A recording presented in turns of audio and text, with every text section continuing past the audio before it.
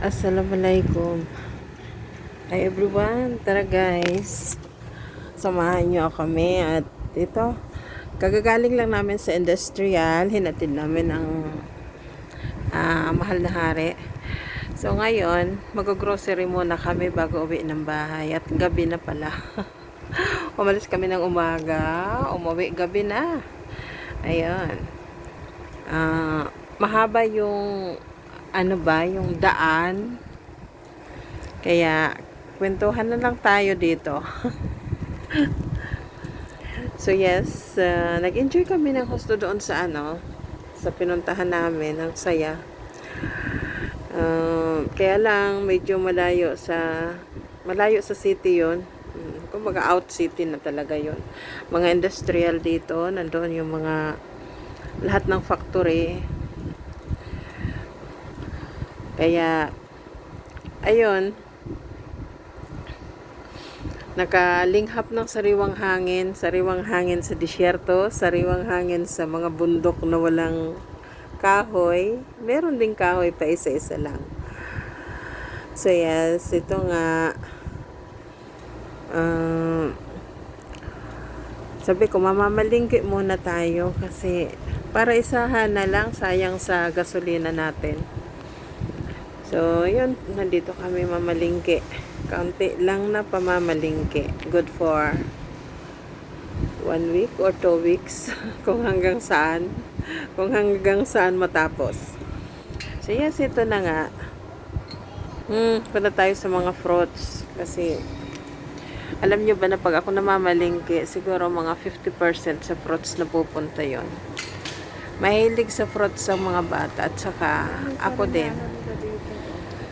Mga mahihilig sa prutas at gulay. Yung iisa lang ang ayaw dyan. So ito, maraming dito, maraming mushrooms at ang mushrooms ay mahal pa rin. Kailan naman kaya minsan makakita ka rin ng meron silang promotion sa mga ganon. So itong coconut, nako, na mahal ng hustong coconut ngayon. At saka ito, may langka sila. Minsan lang ako makakita ng langka, pero ang mahal-mahal. At ito mga berries, ang dami. So yes, parang nahihilo pa ako yung mahaba bang biyahe, tapos antok na antok ka. Ay, may durian. At saka maraming grapes. At syempre, ito, marami ng ngayon, cherry. At punta kukuha ng mga pang breakfast ng mga bata, yung mga cereals. Kasi kung minsan, merong gusto ng cereals. At saka alam nyo ba, meron dito mga tindang luto ng foods. Ayun, tamang-tama yan, gutom yung mga tao. Ay kumain muna nga. Hindi, may mabibili dito yung parang mga mga street foods. Yung street foods nasa loob na ng mall. At syempre, ito ang daming maraming tahong at meron silang mga special offer dito sa tahong. Mga seafoods nila. Kaunti lang naman ang diferensya. Diba, sarap na ito gawing okoy. Ayun, sabi ko, parang gusto kong gumawa ng okoy. Di ba, ang sarap ng okoy na ito, ng seafoods. At saka ito nga, yung mga cuttlefish. Ang lalaki niya. Iwan ko lang kumakunat. At mga na-slice na isda, ang dami na nilang na-slice dito. Yung maganda kasi hindi ka na malinis na, kumbaga. Ayun, medyo may kamahalan talaga. Kumpara mo sa Pilipinas, ang mura ng tahong sa atin, di ba? Pero ito kasi, na siya, malinis na. At saka ito yung mga Ayan, lalaki ng cuttlefish. medyo may kamahalan ngayon ang isda. Sa totoo lang. Oo.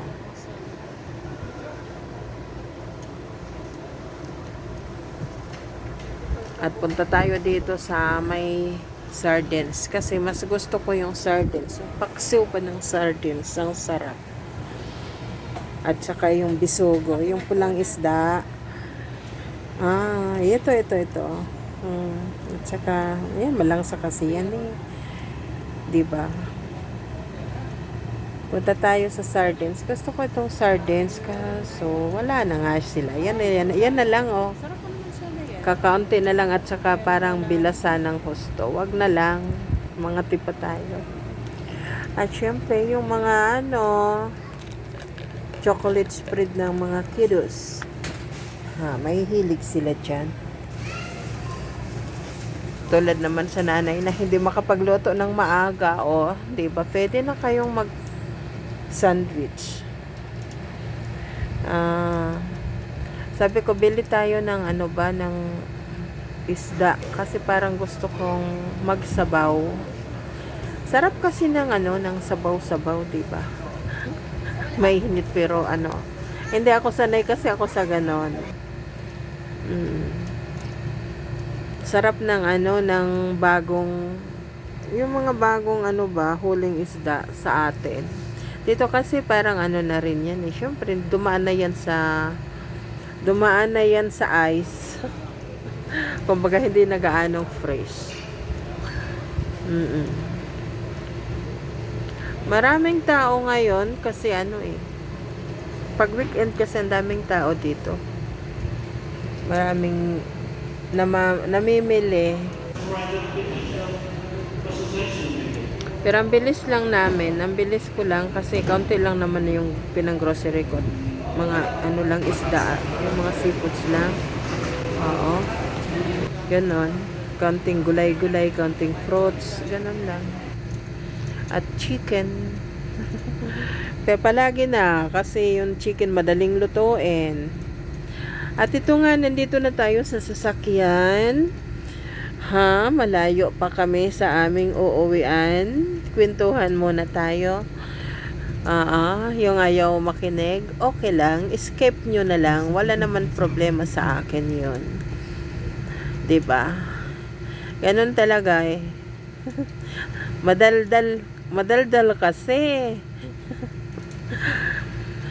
So, ito kasi, dinadaldalan ko yung anak ko kasi baka mamaya, 'di ba, habang nagda-drive, sabi ng tatay nila, habang nagda-drive, mahal yung anak mo, kikwentuhan mo kasi para hindi makatulog yan kasi medyo mahaba yung biyahe nyo pauwi ng bahay.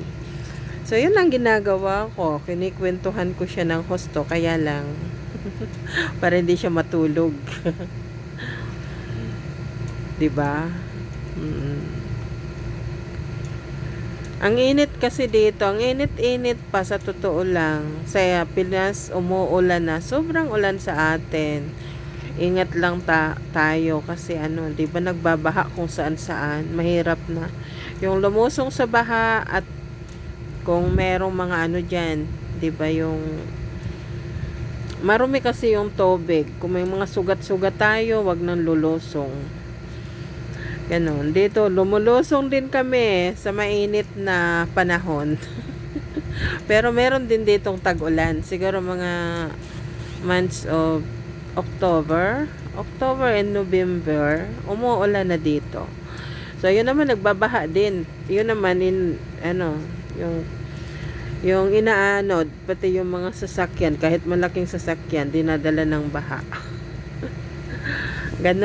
Ganon ang lakas ng tubig dito. Pero ngayon, doon sa dinaanan namin, ginagawa na yung mga meron ng mga drainage. Kasi dati walang drainage ang dito sa lugar namin.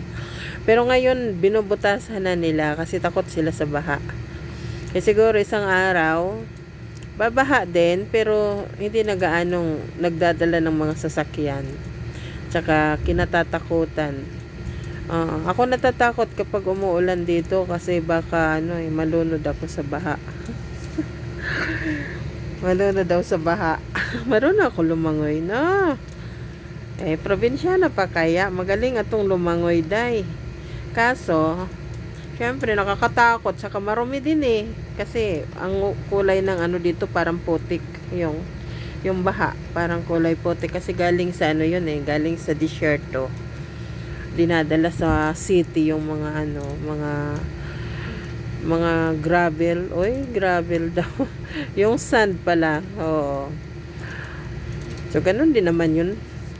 Lumaki lang ng konti, di ba? Ayun, magsawa kayo sa daldal ko, day. Kasi,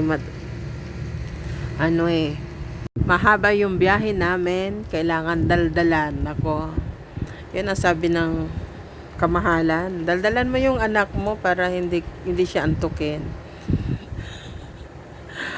Hindi daw antukin. Oo nga. Kaya ganun na ang ginagawa ko. Tapos, dadaan kami mamaya kasi, magiinom daw kami ng tea or coffee dyan sa, sa daanan. Bago uwi ng bahay. Marami pang dadaanan, hindi na lang umuwi, At hindi ko rin, kung ano na ginagawa ng mga kiddos doon. Sige guys, hanggang dito na lang. Bye-bye. Ingat po kayong lahat. Thank